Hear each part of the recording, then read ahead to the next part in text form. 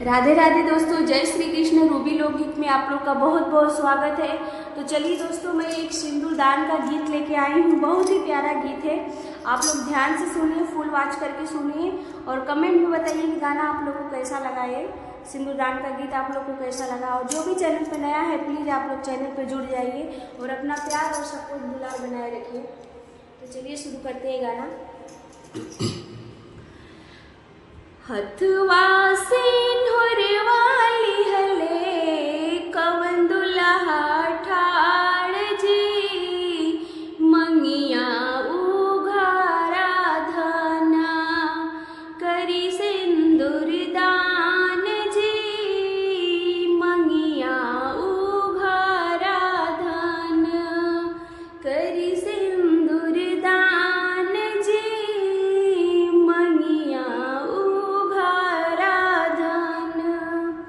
पहिले चुटकी भर स्वामी गौरा पहिना जी, पहिले चुटकी भर स्वामी गौरी पहिना जी, दूसरे चुटकी भर स्वामी मंगिया सजाओ जी,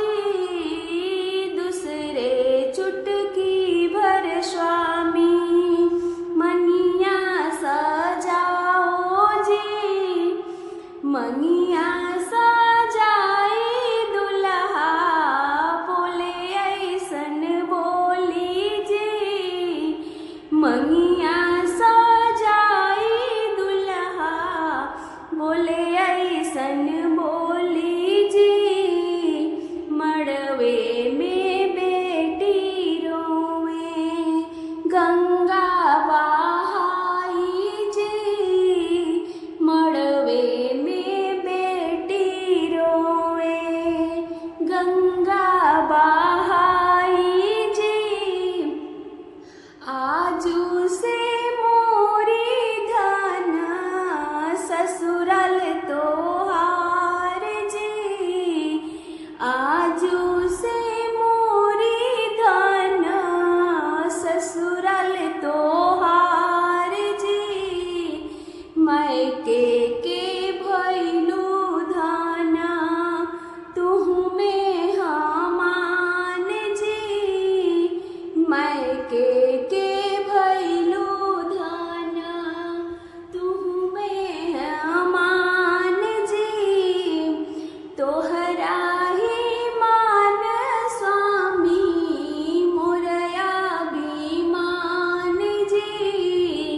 तोहरा ही मान स्वामी मोर सम्मान जी, मायके के 4 दिन खातिर ससुराल हमार जी, मायके के 4 दिन खातिर ससुराल हमार जी, मंगिया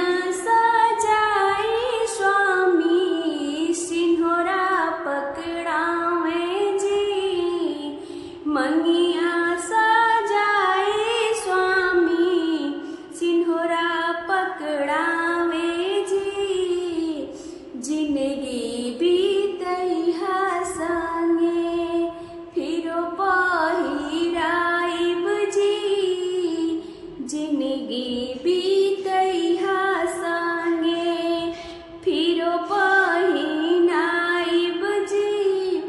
राधे राधे दोस्तों, जय श्री कृष्ण। तो जरूर बताइए जो गाना आप लोग को कैसा लगा।